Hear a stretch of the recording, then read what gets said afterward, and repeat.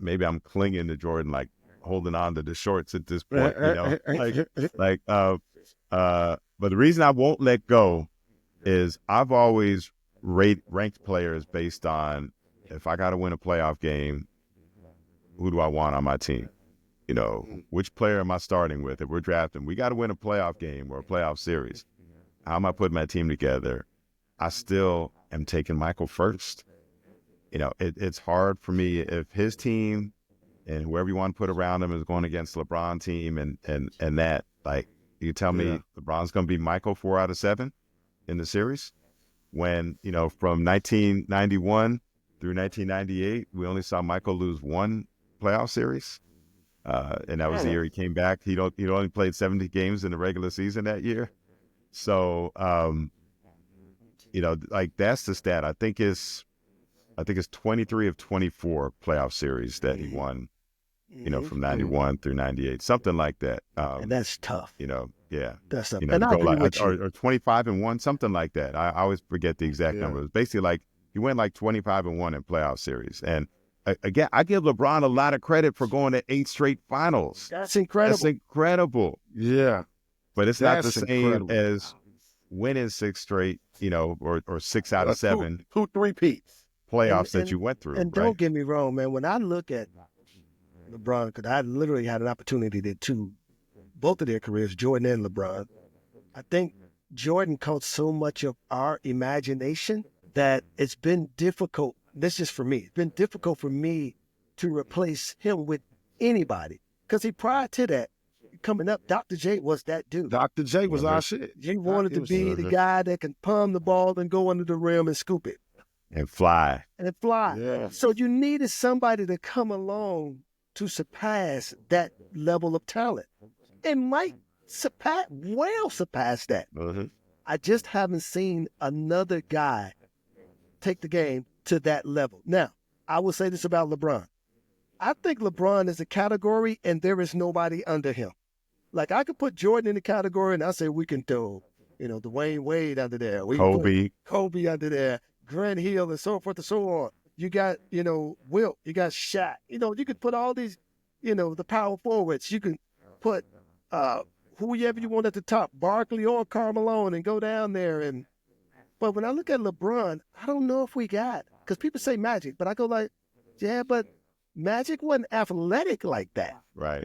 But I think Magic, first of all, enabled LeBron. I think without Magic, LeBron comes up, because remember, he's almost as tall as Tim Duncan. Yes. So without Magic, I think LeBron comes up as more of a power forward. Absolutely. Right? Absolutely. So, I don't put, it's not like Magic falls in the LeBron category, but I put LeBron in the Magic category, but he is a more athletic version of him. So it's like a combination, like LeBron is like a combination of Magic with the athleticism of young Michael. And I think the skill level too of Michael, like there's 2 parts of Michael. There was the young, athletic, flying over everybody. And then there was the footwork, fall away, intelligence, outthink you version of Michael in the second 3-peat. And I think LeBron combines both of those versions. Like now he's scoring, fall away, dream shakes, right? Like he's got all these weapons in his arsenal that he didn't used to have, that he's added to his game. And so he's got both those things. He's got that Magic court vision and unselfishness and versatility with the Michael skill set. He formerly had Michael's athleticism. So think about it, in a lot of ways, it's the ultimate player. Right? Yeah. Oh. Hey, and look, the dude for almost turned 40, and the thing about it is that he's doing all of this by what? Staying in fucking tip-top shape. Which is like Kareem, right? Yeah. Like Kareem was the previous standard for a star aging gracefully and, well past his prime. So he's like Magic plus Michael plus Kareem. Right. Add Kareem in that too. And it's funny, Kareem was ahead of the game because Kareem was doing like that yoga and flexibility. And one of the Nike guys told me that the whole key to LeBron is that the flexibility is not about like strength training, but like he's kept his body very flexible. That's one of the reasons he hasn't had these major injuries. Yeah. And that's kind of what's enabled him to do this. Core strength and flexibility. But it's But it's something else too, though. I'm thinking, Jay. It's something else with this guy, man. Because there's no way, care how great of a shape you are in, a 40-year-old should not be one of the top 5 players, not in the National Basketball Association. It just shouldn't be on no level. So what you trying to say, Will? He taking some Balco? I ain't saying he's taking anything. Please do not put me out there. I ain't saying he's taking nothing. He might be on them roast sparks, but I ain't saying. Why Savannah? Look, why Savannah and the chef them can't be making his favorite protein meals? Listen, I'm sure he's getting everything he needs, but I'm just saying, there's no way. Clearly, he said there's no way that a 40-year-old, because he's getting better. That's what's scary right now, man. He's getting better. His jump shot is silky smooth. He moves like a freight train now. You get in his way, you can't stop him. And then his agility. Man, this and he controls the game. I mean, this is incredible what we're seeing. As much of a dreamer I'm predicting this to happen. I'm gonna speak it into the world. LeBron gonna play another year. I mean, I don't know if he gonna play after that, but he gonna play another year. Bronny gonna been and came into his own and adjusted. And I don't know what game it gonna be, but LeBron gonna pass the ball to Bronny, and Bronny gonna hit the game-winning shot. That's all that's left for LeBron, right? That moment. Yes. I think he wants to come back. He'll play another year for 2 things. One, he wants that farewell tour. He ain't just gonna send out a release saying I'm retired. He wants that full farewell tour, right? That's right. That's right. But B, I think he wants a moment like that. He got the moment of sharing the court with him, but I think he wants to to really set up the succession. Yes. Be like, I don't even know how he's been able to play. I don't know how he played that game. Because if I was out there playing and my son came out on the court with me, I'm done. I'm done. He's like, no, you're losing it. Yeah, I wouldn't have been able to, I would have just been watching him. You couldn't, I don't know how, even for both of them, that they were able to, man, let's just let you know that the pedigree that's in both of them, they were able to play that game like they were just teammates. There's no, I'm just talking about me. I wouldn't have been a teammate. I'm like, man, that's my son. I don't know what's going on. I thought it was so cool. They had LeBron mic'd up, and when he was talking to Bronny and saying, you see the intensity they're playing, he was trying to get him ready, right? You see what the intensity is like. You got to be able to match that, but just don't try to do too much. I love that fatherly advice. It wasn't just him talking to a teammate, right? Right. It was fatherly advice. It was so cool. The whole thing was so cool. How could you hate on that, man? You can't hate on that. Yeah. I got so many other questions for you, Jay. I want to throw this at you, man, because we're talking about Jordan. I want to keep it here for a bit because you spent so much time with the Bulls and The Last Dance. First of all, let's just put out there, it was incredible. It was at the time we needed it. It helped us get through COVID. I don't care what anybody say. That helped ease COVID a lot. I mean, the pain we was going through, and I'm like, it's like only Mike can do something like that. That's like you say, the GOAT. But did The Last Dance reestablish who MJ is to this game?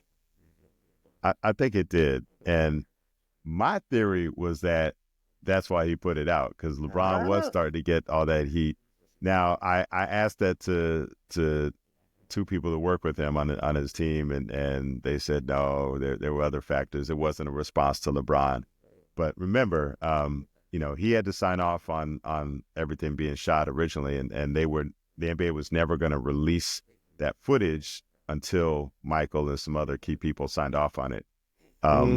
His people say the reason that they decided to go forward with the project when they did. So what a lot of people don't know is at one point they were going to do it 10 years earlier or something, and they had done a whole round of interviews. They interviewed Michael and Phil and a bunch of other people. They have a whole separate round of interviews that they had done, and then I'm not sure why, but it never got going then.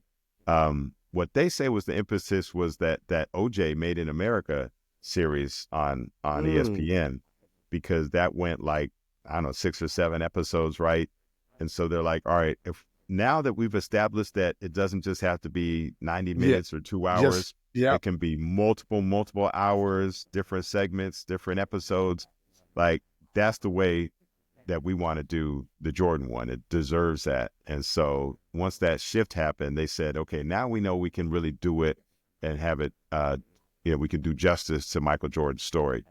That's what they say. So that's why it kind of came around when it did. And like you said, it wound up being the exact right time to drop something like that because we had nothing else going on in our lives. Going on. And who else can get the whole world at one time? Like, now, of course, we gotta transition into this because as great as it wasn't all good for everybody. There's a teammate that didn't take too kindly to the last dance, and of course, I'm talking about Scottie Pippen.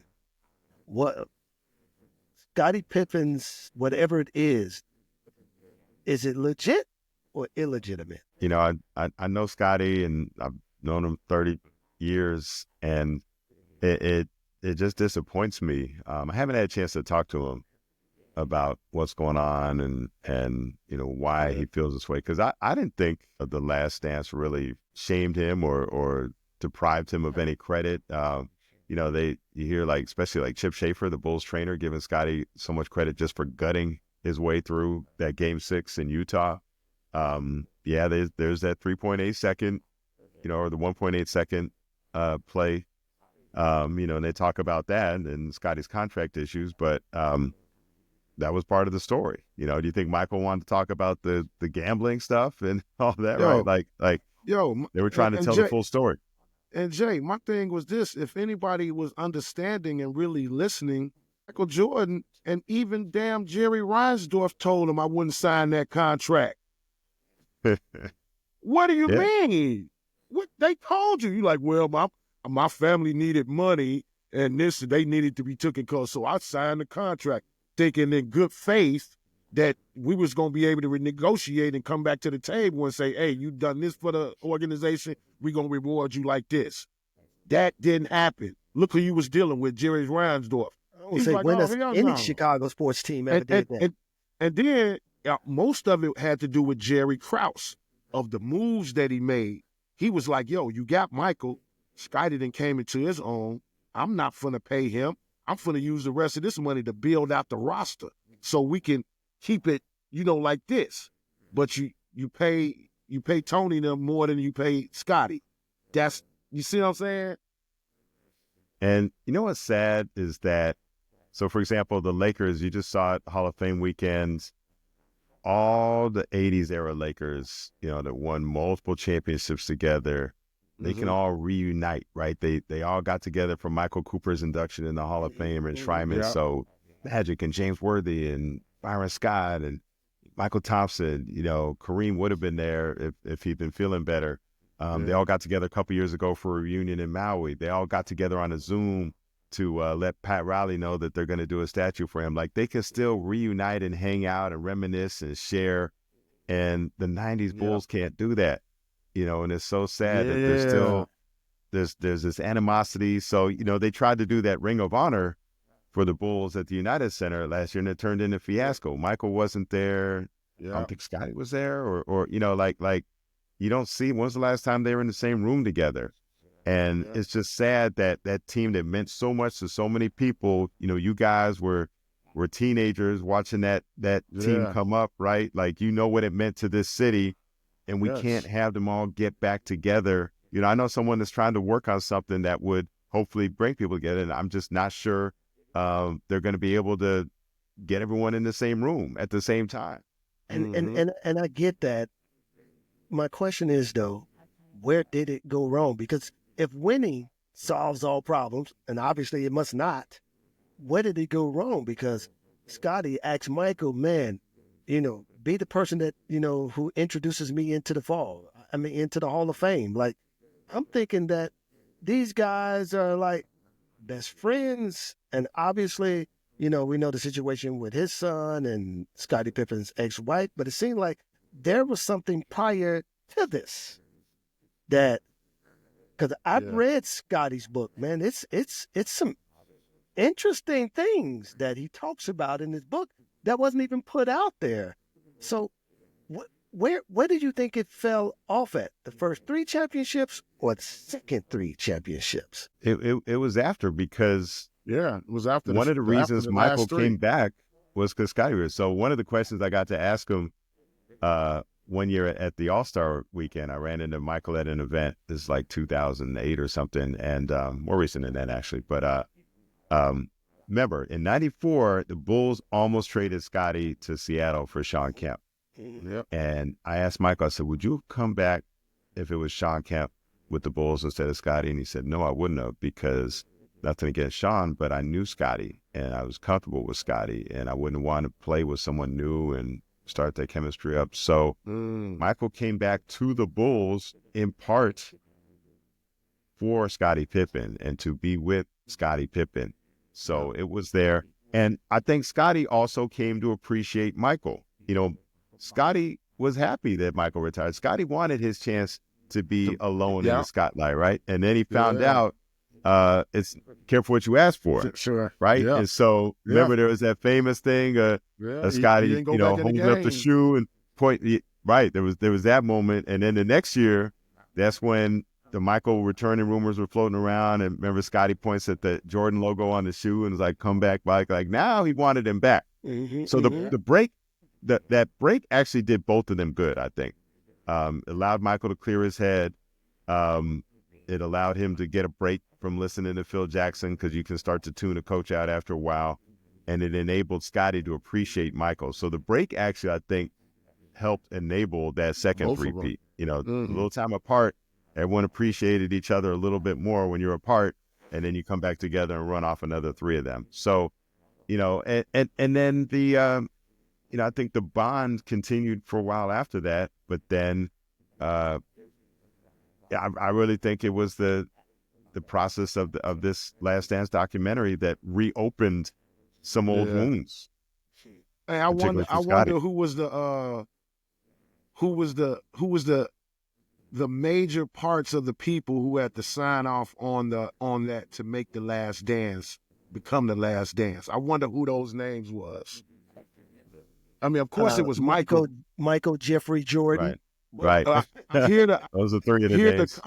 I hear the company. It was like, because they had been once they had got wind of that, Jerry Krause was like, "I'm not bringing the team back."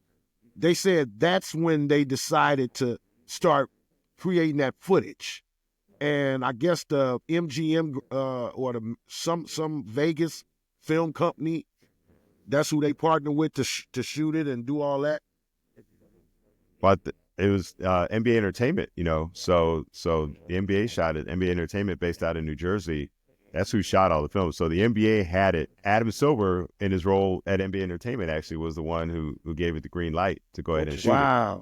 But they did put those provisions. So it's not only Michael. I'm sure Phil and Jerry Reinsdorf, but Michael's people as well. You know, they all had to sign off. I never got the list of all the parties. One thing I know, making the film, it was complicated, because every last thing did have to be signed off by the NBA. It did have to be signed off by Jordan, among others. But I know both of those entities had to sign up, because I did that Last Dance podcast with B.J. Armstrong. And there was stuff that had to be vetted by the NBA and and Jordan's people as well.